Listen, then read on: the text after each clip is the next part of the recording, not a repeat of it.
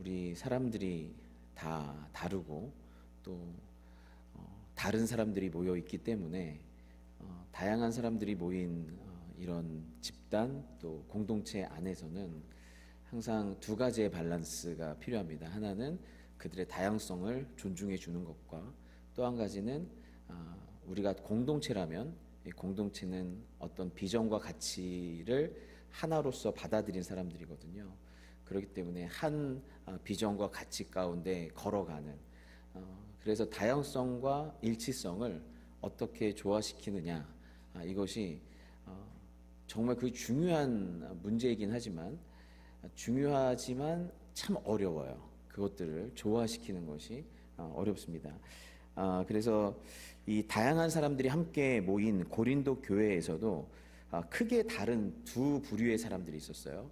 한 명은 유대인 출신의 유대교 출신의 할례자들, 그리고 다른 부류는 이방인 출신의 무할례자들입니다. 그래서 할례자들과 무할례자들, 이것은 어찌 보면 유대인과 그렇지 않은 이방인들 간의 굉장히 큰 차이거든요. 왜냐하면 이것은 종교적인 차이이기도 하면서 인종적인 차이이기도 하면서 동시에 그 당시의 종교는 어렸을 때부터 시작해서 이제 그 사람의 평생을 좌우하는 백그라운드예요.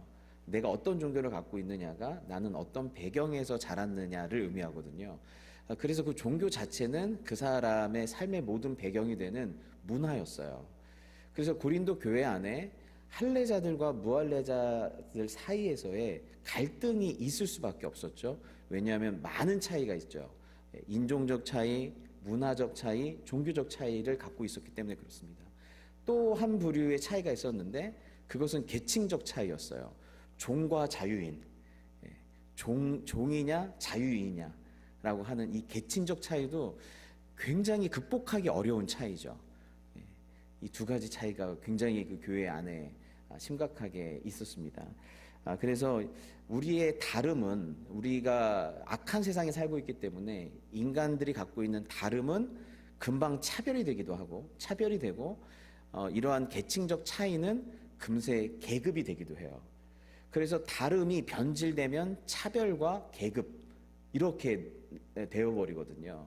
그렇기 때문에 항상 교회 안에서도 마찬가지로 초대교회 안에서도 그 다름이 차별이 되지 않도록, 초대교회 안에서도 제일 먼저 그런 일들이 있었잖아요. 서로의 다름, 서로의 계층, 사회적 계층 차이가 교회 안에서도 차별로 나타난 것으로 인해서 우리 그러지 말아야겠다라고 하는 대책이 있었죠. 마찬가지로 교회 안에서도 이런 싸움들이 있습니다. 이 다양성과 일치성들을 조화시키려고 하는, 그리고 다름이 차별이 되거나 또 계급이 되지 않도록 하는 그러한 싸움들이 초대교회에도 있었고 고린도 교회에도 있고 또 우리 교회 안에서도 있을 수밖에 없는 것이죠. 우리는 서로 다양한 사람들이 모여있기 때문에 그렇습니다. 사도는 이와 같이 사회 문화적, 종교적으로 다른 이 다름에서 오는 긴장을 하나님의 부르심이라고 하는 더 본질적이고 초월적인 것으로 풀어내려고 해요. 우리가 서로 다르지만 하나님의 부르심 안에서 하나가 될 수 있다 라고 얘기를 하는 것입니다. 그래서 오늘 주목해야 될 것이 하나님의 부르심인데요. 17절 말씀을 같이 읽겠습니다. 시작. 오직 주께서 각 사람에게 나눠주신 대로 하나님이 각 사람을 부르신 그대로 행하라. 내가 모든 교회에서 이와 같이 명하노라. 여기 보시면 각 사람에게 나눠주신 그대로, 각 사람을 부르신 그대로. 그러니까 지금 각 사람에게 나눠주신 그대로가 각 사람을 부르신 그대로래요. 그래서 우리가 부르심을 생각할 때 이럴 수 있잖아요. 모세야, 사울아, 사울아, 이렇게 특별하게 우리를 이렇게 깨우시고 부르셔서 내가 너를 어떻게 부르겠다, 어떤 일로 너에게 사명을 주겠다라고 그렇게 특별한 부르심이 있죠. 그런데 오늘 말씀에 보면 각 사람에게 나눠주신 그것이 우리의 부르심이래요. 일반적으로는 하나님께서 각 사람에게 나눠주신 것을 보면 거기에 뭐가 담겨 있다는 거예요? 우리를 부르신 부르심이 있다는 거예요. 그래서 특별한 부르심도 있겠지만 우리가 우리의 부르심을 확인하려면 하나님이 나에게 나눠주신 것이 무엇이지? 나에게 주신 것이 무엇인지를 확인해 봐야 돼요. 그래서 하나님이 나에게 나눠주신 그것의 종류, 그 양, 그리고 어떤 환경에서 주셨는지를 보면 내 부르심의 종류, 내 부르심의 분량, 그리고 내 부르심의 역할이나 위치를 알 수가 있는 것이죠. 하나님께서 나에게 무엇을 나눠주셨나를 확인하는 거예요. 그래서 저는 확실히 보니까 찬양으로 하나님께서 저를 부르신 것 같진 않아요. 예. 그러니까 찬양과 관련돼서 우선 악기를 잘 못 배우고 악기를 배우고 싶다고 하는 열정 자체가 좀 없어요. 그래서 나는 찬양으로 하나님 날 부르신 게 아니구나 확실하다 그런 거 알았어요. 이제 군대에 가서 알았어요. 나는 군선교로 부르심을 받지 않은 게 확실하다. 정말 군대에서 제가 잘할 수 있는 게 하나도 없는 거예요. 제가 몸으로 그리고 내 손으로 뭘 건설하거나 섬겨서 하나님의 부르심에 합당한 존재가 되는 것도 아니라는 걸 알았어요. 제가 만지는 것보다 얼마나 잘 부서지고, 심지어는 늙은 어르신들도 저한테 일을 안 시켜. 이제 늙은 어르신들도 80세가 넘으셨는데 무거운 거 들면 자기가 들겠대. 너무 수치스러웠어요. 제가 나한테 이 정도도 안 맡기나? 그래서 이제 우리 교인들이 다 알았어요. 목사님한테는 이런 부르심이 없다라는 거를. 그래서 뭐를 만지면 다 부서지 이런 거예요. 제가 또 중국 선교에 부르심이 없다는 것도 알았어요. 제가 어렸을 때 조기 교육으로 중국어를 한 2년을 넘게 배웠거든요. 단 하나의 단어도 기억나질 않아요. 단 하나의 단어도. 심지어 중학교 때부터 다 잃어버린 거예요. 나는 중국 선교로 부르심 받은 게 아니구나. 이런 걸 알게 됐어요. 그래서 근데 어떤 거는요. 뭐 이렇게 하지 않아도 예를 들면은 이 하나님 말씀 이게 뭘 뜻하는 거지? 그리고 또 이걸 뭘 잘 가르치는 사람을 보면 나도 저렇게 좀 잘 가르쳐 주고 싶다. 공동체를 세우는 사람을 보면 나도 공동체를 잘 세우고 싶다. 그래서 제 하나님이 나에게 주신 것, 나에게 주신 경험들을 다 살펴보면 저한테 딱 맞는 곳은 어디냐? 교회예요. 교회예요. 교회 밖에 가면 뭐 별 볼 일 없는 사람이에요. 근데 교회 안에서는 하나님이 부르신 자리고 부르신 곳이구나라는 걸 확인하게 돼요. 왜냐하면 나에게 나눠주신 그것이 여기에서 펼쳐지고 있기 때문에 그렇습니다. 그런데 우리의 문제는 뭐냐면 하나님이 나에게 나눠주신 대로 그리고 하나님께서 나를 부르신 그대로 있기보다 자꾸 다른 사람이 되려고 하는 거예요. 다른 사람이 되려고 하는 거예요. 근데 하나님께서 나에게 나눠주신 것이 여자이면 여자로서 행복하셔야 돼요. 나눠주신 것이 한국인이면 한국인으로서 행복하셔야 돼요. 그리고 나눠주신 그것이 뭔지 모르겠어요. 하나님께 나눠주신 그대로 거기 안에서 내 부르심을 찾아야 되는데 자꾸 다른 사람이 되려고 하는 유혹이 우리 안에 있습니다. 그래서 18절 말씀 보면 할례자로서 부르심을 받은 자가 있느냐? 무할례자가 되지 말며 무할례자로서 부르심을 받은 자가 있느냐? 할례자가 되지 말라. 할례 받는 것도 아무것도 아니요 할례 받지 아니하는 것도 아무것도 아니로되 오직 하나님의 계명을 지킬 따름이니라 이렇게 되어 있어요. 할례자로서 부르심을 받은 자가 있느냐? 무할례자가 되지 말고 무할례자로 부르심을 받은 사람이 있어요. 무할례자, 이방인으로 부르심을 받은 사람이 굳이 할례자가 되려고 하지 마라. 이미 너희는 예수 그리스도를 믿음으로 예수 그리스도의 십자가와 부활을 믿음으로 말미암아서 주님의 사람이 됐기 때문에 이제는 할례를 받느냐 안 받느냐가 중요한 게 아니다. 예수 잘 믿고 예수를 믿음으로 주님의 말씀에 순종하며 사는 삶이 중요하지 그 본질을 붙잡는 게 중요하지 무할례자가 할례자가 되는 게 중요하지 않다. 근데 무할례자 입장에서는 성경을 읽으면 읽을수록 나는 아브라함의 자손이 되고 싶다. 나는 율법에도 온전하게 부합하여서 아예 아브라함의 자손으로서 온전한 구원을 확보하고 싶다라는 마음이 들 수가 있어요. 근데 그러지 마라. 무할례자로 있는 자는 그냥 무할례자로 있어라. 반대도 있어요.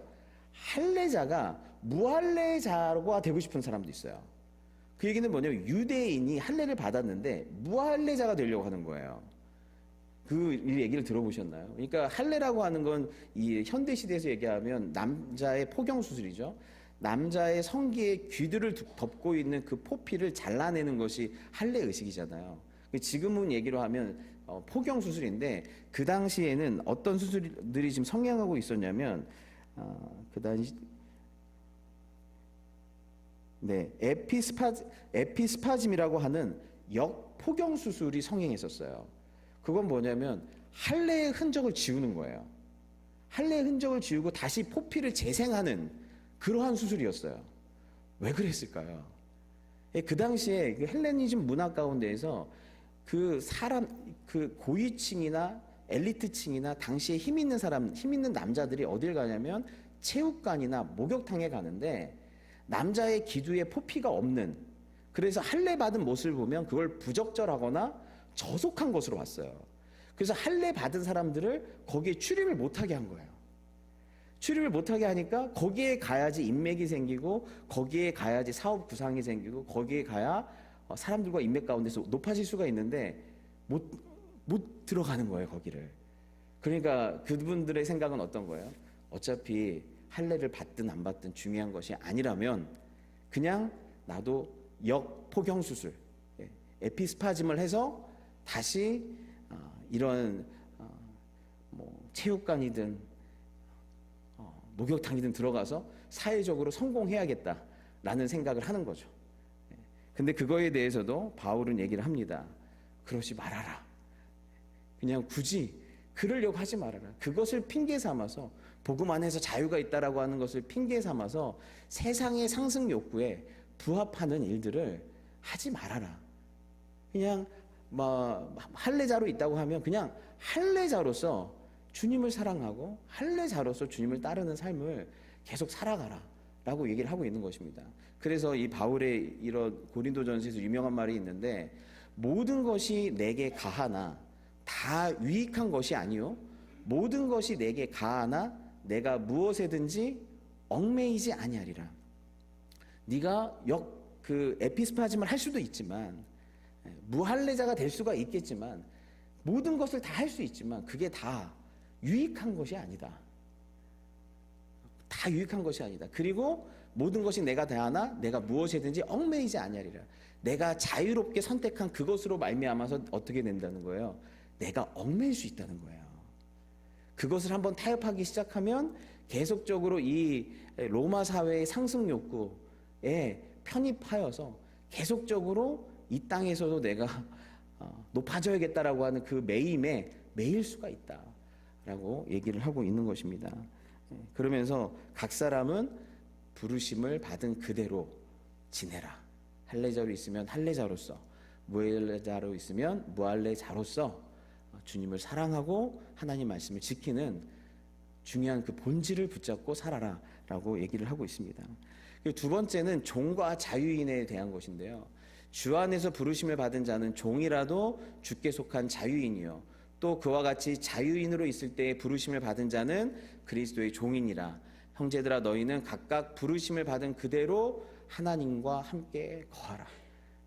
종으로 있는 자는 자유인이 되려고 막 하지 말고, 또 자유인으로 있는 자는 또 종이 될 필요가 없다.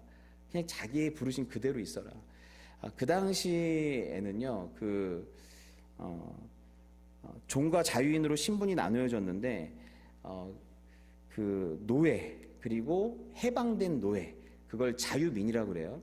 노예가 있고 해방된 노예가 있어요. 주인이 해방시켜주고 아니면 돈을 많이 벌어서 어떤 권한을 사가지고 해방된 노예들이 있어요. 그래서 종이 있고 해방된 노예로서의 자유민이 있고 원래부터 자유인이 있어요. 이러한 그 당시의 신분들은 로마 법에 의해서, 로마 시민 법에 의해서 세 가지의 어떤 신분으로 구분이 됐어요. 노예, 자유민, 자유인이라고 하는 이 세 가지로 구분이 되어 있었습니다. 그래서 당시에는 신분에 따라 사회적인 계층, 급이 구분이 된 것이죠. 그래서 자유인들이 가장 높은 계층, 그 다음에 자유민, 그 다음에 노예라고 하는 사회적인 신분에 따라서 이 사회 계층이 구분이 됐습니다. 근데 지금 이 시대는 무엇을 기준으로 사회적인 계층과 급이 나누어질까요? 항상 인간은 급을 나누거든요. 계층을 나누는데 천재들인데 지금은 우리가 자본주의 시대에 살고 있잖아요. 그렇기 때문에 자본주의 시대에서는 뭐 로마 법이나 이런 것이 아니라 자본주의 시대에서는 자본에 의해서 사람들의 급을 나눠요. 상류층, 중산층, 하류층. 자본이 얼마나 많느냐에 의해서 이렇게 급을 나눕니다. 여러분 그 브루디에라고 하는 20세기에 굉장히 유명한 사회학자가 있어요. 근데 이 사람은 인간의 모든 삶의 질과 인간인 사회에 의해서 결정이 된다고 보는 사회학자였거든요. 근데 이 사회에 의해서 결정이 되는데 사회가 주는 어떤 자본, 이 시대의 자본에 의해서 인간의 삶과 인간의 질과 급이 결정된다고 그랬어요. 사회의 계층이 자본에 의해서 결정이 되는데 자본이 4가지 종류의 자본이 있대요. 4가지 종류의 자본인데 첫 번째 자본은 그야말로 돈이에요. 그래서 어디에 사는지, 무엇을 타고 다니는지 경제적 자본이라고 그러죠. 돈에 의해서 사람들의 급이 막 나누는 거예요. 근데 경제 자본만 있는 게 아니에요. 문화 자본이라는 게 있어요. 이 문화 자본을 이 사람은 굉장히 중요하게 여겼는데 문화 자본은 뭐냐면 그 사람이 무엇을 즐기는가예요. 그 사람이 무엇을 즐기는가. 그래서 이 문화 자본이 많으면 많을수록 그 돈이 많은 사람만 즐길 수 있는 것들, 그리고 상류층만 즐길 수 있는 것들이 있대요. 우리가 갖고 있는 취미를 모든 사람이 다 내가 원하면 모든 취미를 다 가질 수 있다라고 생각하지만 어떤 취미는 정말 어떤 그 부류가 아니면은 가질 수 없는 취미들이 있어요. 예를 들면 여러분 비단 잉어 키우기 취미 있는 분 계신가요? 비단 잉어 키우기 한 마리에 어떤 건 천만 원도 넘는데요. 비단 잉어 그거는 아주 상류 계층만 키울 수 있는 거예요. 그런 취미들은 예전에 지금은 좀 많이 했지만 예전에는 한국에서 골프 같은 걸 못 쳤어요. 정말 너 취미가 뭐야 그러면 중산층이나 하류층은 골프라는 취미를 입 밖으로 할 수가 없었어요. 왜냐면 그건 그 사람들만 누리는 어떤 거였거든요. 예전에는 클래식도 못 들었어요. 근데 지금도 그런 게 있었죠. 예. 그래서 어떤 책을 보면 그 집의 주인은 그 비단 금붕어를 키우는데 거기에서 운전하시는 분은 그 붕어가 죽으니까 바로 그 붕어로 매운탕을 끓여 먹었대요. 그분의 취미는 매운탕 끓여 먹는 거예요. 그러니까 이게 사람들이 그런 거예요. 그리고 세 번째가 사회자본인데 사회자본은 인맥이에요. 나는 누구랑 친한가? 내 주변에 어떤 인맥이 있는가? 그게 그 사람의 자본을 보여주고 그 사람의 계층을 보여준다는 거예요. 네 번째는 이 3가지가 쌓여서 뭐가 생겼냐면 권위, 명예, 명성 같은 게 생긴대요. 이 3가지가 그래서 네 번째를 상징적 자본이라고 하는데 이 사람들이 나를 어떻게 존중해주고 대우해주는가라고 하는 것이죠. 그렇죠? 다 외워주셨죠? 이 4가지가 사회 자본이고 그것이 내 인생의 습성이 되면 아비투스라고 하는 제2의 습성이 생겨요. 그런데 이 4가지 자본이 그러니까 결국 뭐냐면 경제 자본, 문화 자본, 그리고 사회 자본, 상징 자본이에요. 근데 예전에는 이 사람이 종인가 주인인가 딱 머리에 상투를 틀고 갓을 썼나 안 썼나 이것만 보면 알잖아요. 근데 요즘은 어떻게 이 사람의 계층을 아는 거예요? 이 사람이 무엇을 입고 다니고 무엇을 타고 다니고 무엇을 메고 다니는가? 경제자본. 이 사람이 무엇을 즐긴다고 얘기하고 있는가? 이 사람의 취향이 무엇인가? 이 사람의 친구들이 누구인가? 이 사람은 다른 사람들로부터 어떤 존경과 대우를 받고 있는가? 이것으로 말미암아서 어떻게 해요? 이 모든 것들을 다 우리는 피부로 느끼고 체험하면서 살고 있는 거예요. 그러면서 지금 이 세상에서 내 계급, 나의 급, 내 위치가 무엇인지를 계속 경험하면서 사람들이 살고 있어요. 그런데 이 자본들은 계속 축적되면서 나중에 자녀들에게 물려주게 되거든요. 그러니까 이 급을 계속 느끼고 있는 사람들, 나는 이런 자본에 의해서 이 정도 급밖에 안 되는구나라고 느끼는 사람들은 어떤 마음이 생길까요? 강력한 상승 욕구가 생기겠죠. 강력한 위로 올라가고 싶은 욕구가 생기겠죠. 그런 마음이 있을 거 아니에요. 그래서 예전에도 교회 안에서도 여러분이 예수님 잘 믿으면 급이 올라갑니다. 이 예수님 잘 믿으면 우리 교회도 더 큰 대형 교회 급으로 올라가고 여러분들도 세상에서 급이 올라갈 수 있습니다라고 하는 게 번영 신학이잖아요. 그런데 지금 바울은 뭐라고 하는 거예요? 급 올리지 말라는 거예요. 급 올리는데 혈안이 되어 있지 말라는 거예요. 그게 본질이 아니라는 거예요. 바울은 우리의 마음도 몰라주고 살아봤어, 자본주의 시대에. 우리 마음도 몰라주고 뭐라고 그러는 거예요? 종으로 있냐? 이 시대의 하층민으로 있냐? 중산층으로 있냐? 뭔진 모르겠지만 그럼 그대로 있어. 원래부터 상류층으로 있었냐? 그럼 그대로 있어. 그렇게 얘기를 하는 것이죠. 그 얘기를 들으면서 그럼 바울 선생님이 얘기하는 건 뭔가 그냥 팔자대로 살아라, 운명대로 살아라, 뭐 이런 것인가? 바울이 얘기하고 있는 것은 단순히 그런 것이 아니에요. 이 세상이 얘기하는 그 급, 자본이 너희를 상류층 무슨 어떤 존재로서 급을 나누는데 거기에 휘둘리지 말라고 하는 메시지가 있는 거예요. 세상의 자본이 너의 가치를 매기게 하지 말라고 하는 마음이 있는 거예요. 그래서 21절 보면 내가 종으로 있을 때 부르심을 받았느냐? 염려하지 말라. 그러나 내가 자유롭게 될 수 있거든 그것을 이용해라. 혹시 자유롭게 될 수 있는 다른 층으로 갈 수 있는 기회가 있다면 이용해라. 근데 가능성만 열어준 거예요. 그런데 중요한 건 뭐예요? 너희는 값으로 산 것이니 사람들의 종이 되지 말라. 이게 무슨 얘기를 하고 있는 거냐면 세상이 너희를 종과 자유인으로 급을 나눌 거고 세상이 자본에 의해서 너희들의 급을 나눌 건데 거기에 종이 되지 말래요. 그리고 뭐예요? 너의 가치는 어디에 달렸대요? 너의 가치는 너를 얼마를 주고 샀느냐가 너의 가치래요. 너를 얼마나 주고 샀느냐가 나의 가치래요. 예수께서 나를 값을 주고 사셨대요. 예수께서 나를 십자가에서 자기의 생명을 주고 나를 사셨대요. 그러니까 예수님의 십자가의 죽음, 예수 그리스도의 십자가의 그 사랑, 그것이 우리의 값이에요.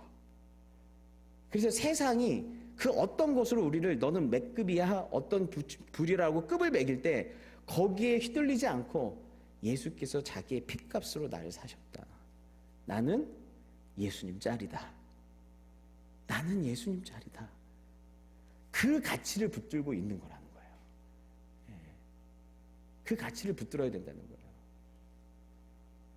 그래야 우리가 휘둘리지 않을 수 있다는 것이죠. 그러면서 22절에 주 안에서 부르심을 받은 자는 종이라도 주께 속한 자유인이요. 자유인으로 있을 때 부르심을 받은 자는 그리스도의 종이래요. 자유자도 그리스도의 종이고 종도 주께 속했대요. 그래서 이 세상에서는 자본에 의해서 사람들을 나누잖아요. 그러니까 어떤 것에 의해서 우리가 나눠지잖아요. 그러면 그게 우리의 주인 노릇을 하는 거예요. 자본에 의해서 우리가 나눠지면 그리고 거기에 휘둘리면 자본이 우리의 주인 노릇을 하는 거예요. 학력에 의해서 사람을 나누잖아요. 내가 사람을 학력에 의해서 봐요. 배운 사람과 못 배운 사람. 그럼 학력에 의해서 사람이 나눠져요. 그럼 이 사람은 어디에 매여 있는 거예요? 학력에 매여 있고 학력이 주인이 되는 거예요. 외모에 의해서 사람을 봐요. 잘생긴 사람과 못생긴 사람으로, 아니면 외모가 좋은 사람과 안 좋은 사람으로. 그럼 뭐예요? 외모가 내 인생의 주인 노릇을 하고 있는 거예요. 그래서 뭐든지 이 세상의 것들은 그걸 중심으로 우리를 나누지만 그리스도는 자유자나 종이나 그리스도 안에서 뭘로 만들어요? 그리스도에게 속한 존재로 우리를 만들어요. 그리스도의 종으로 우리를 만들어요. 서로 다 다양하지만 결국 우리는 그리스도 안에서 그리스도의 종, 주님을 섬기는 사람. 그래서 자유인도 그리스도의 종이요, 종도 그리스도의 종이요. 자유인도 주님께 속한 사람이요, 종도 주님께 속한 사람으로서 하나를 만드는 거예요. 그러니까 중요한 것은 우리가 어느 사회적 위치에 있든지 그건 어쩔 수 없잖아요. 이 세상이 그렇게 매겨놓은 거고 이 세상에 살고 있기 때문에 어느 사회적 위치에 있든지 그 위치에서 그리스도의 종으로 살아가는 것, 그리스도를 섬기는 자로 살아가는 것, 이것이 우리의 부르심인 줄 믿습니다. 예. 이 불합리하고 불공평한 세상 가운데서 어느 위치에 있든 그리스도의 종으로 살아가는 것이 본질이라는 거예요. 그렇다면 자유인으로서 그리스도의 종으로 산다는 건 뭘까요? 자유인은 소위 말해서 다 가진 사람인 거예요. 태어날 때부터 이 네 가지 자본이 다 가지고 있는 사람. 태어났는데 건강하고, 태어났는데 부모님이 부자고, 태어났는데 탁월한 재능들이 있고, 태어났는데 뭔가 많이 가지고 있는 사람들이에요. 그럼 이 사람들이 많은 걸 가지고 있으면서 그리스도의 종으로 산다는 건 뭘까요? 그것이 내 것이 아니다. 그것이 내가 아니다. 나의 가치는 이것들이 있음으로 말미암아 내가 갖고 있는 이것이 나의 가치를 결정하는 게 아니다. 나의 가치는 내가 그리스도 안에 속한 것, 예수께서 나를 위해서 죽으셨다는 것이 나의 가치다 라고 하면서 내가 가진 모든 것을 내 거라고 여기지 않으면서 하나님이 쓰시겠다고 할 때마다 계속 퍼서 나누어 주는 것, 그리고 이 세상에서 적게 가진 종이나 이런 사람들을 보면서 아유 나보다 낮은 사람이라고 판단하지 않고 그들도 나랑 동일하게 바라보는 것, 그것이 뭘까요? 자유인이 가지고 있는 종됨이에요. 근데 여러분, 이 사회에서 종으로서 태어났는데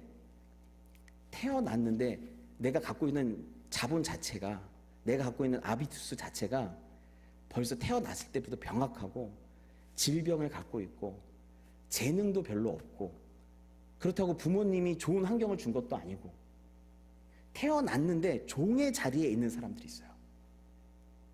태어났는데 종의 자리에 있는 사람들이 있죠. 근데 그 태어났을 때 종의 자리에 있는 사람들이 부르심에 합당하게 살아가는 그것은 무엇일까요? 태어났을 때부터 그런 사회적 위치와 적은 분량을 갖고 태어난 분들이 종의 자리를 산다는 건 뭘까요? 여러분 아까 그랬죠. 부르심은 나누어 주심이라고 그랬죠. 사람마다 다 다른 분량으로 나눠줬어요. 한 사람마다 5달란트 준 사람도 있고 2달란트 준 사람도 있고, 어떤 사람은 정말 마이너스에서 시작한 사람도 있어요. 근데 주님은 그들에게 얼마를 줬는지를 알고 계세요. 우리가 이 땅에서 종의 신분, 그런 환경 속에서 살아갈 때 주님을 따른다는 것, 가장 적극적 주님을 따른다는 것 첫 번째는 뭐냐면, 그분들에게 있어서는 그 자리를 하나님이 주신 자리로 받아들이는 거. 대단한 일을 하는 게 아니라요, 이것도 하나님이 주신 자리라면, 이 분량도 하나님이 주신 거라면 왜 이거밖에 안 줬어요? 왜 이런 데서 태어나게 해주셨어요? 왜 나는 약자여야 돼요? 라고 하는 것이 아니라 주신 그대로를 받아들이고 인정하는 거, 엄청난 믿음이에요. 굉장한 이 믿음이에요. 눈에 볼 때 뭐 화려한 어떤 게 없지만 그것을 받아들이는 거. 하지만 세상에서 갖고 있는 이 자본이 내가 적더라도 그것에 의해서 내 존재와 가치를 평가하지 않는 거. 그래서 나는 뭐 재수가 없는 사람이고, 그래서 나는 사랑받지 않는 사람이고, 그래서 나는 이 땅에서 정말 하층민이고, 신부는 이 땅에서 하층일지라도 하나님 앞에서는 존귀한 자녀로서의 정체성을 가지고 살아가는 거. 그리고 거기 안에서 무너지지 않고 버티는 거. 무너지지 않고 버티는 거.